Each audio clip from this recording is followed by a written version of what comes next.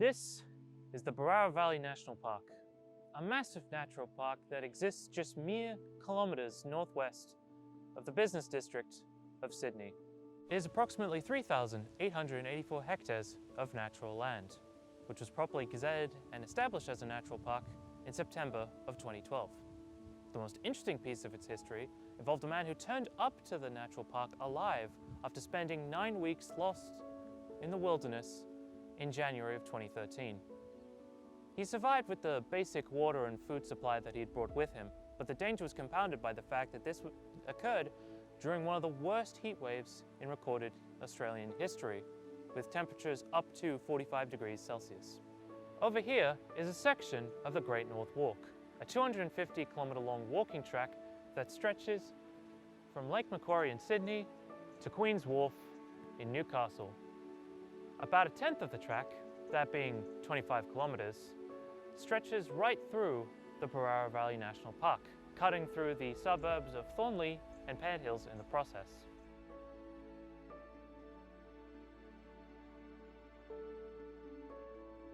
But I imagine you're probably wondering why exactly am I talking about the Berowra Valley National Park, and more specifically this pathway?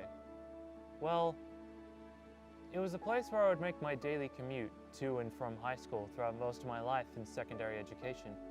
It was, and still is quite frankly, a place of great solace for me during times of stress, especially during the weeks leading up to the trials and the HSC. There was something about it, regardless of the weather, temperature, or conditions, that was so calming and de-stressing to me. It is nature in its purest and most undisturbed form. It's what inspired my love of areas of dense nature to begin with, and I'm a sucker for a great view. I'm not alone in thinking this, and I'm sure you at home may agree. We humans, as a species, crave nature in states of vulnerability as a form of emotional solace.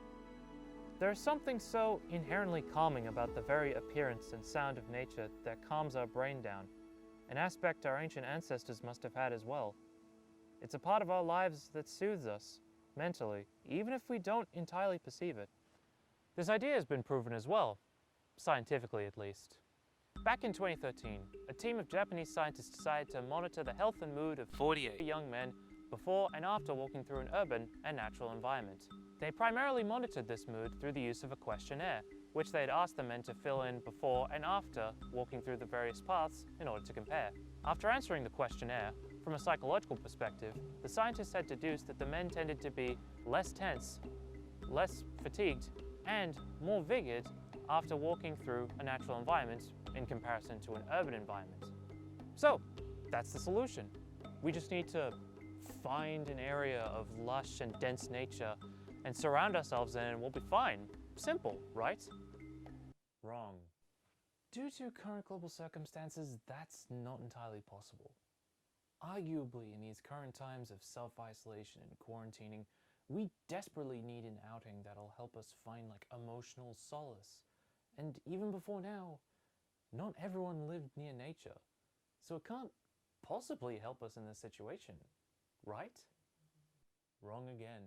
You don't have to physically be there for nature to have its effect on the human mind.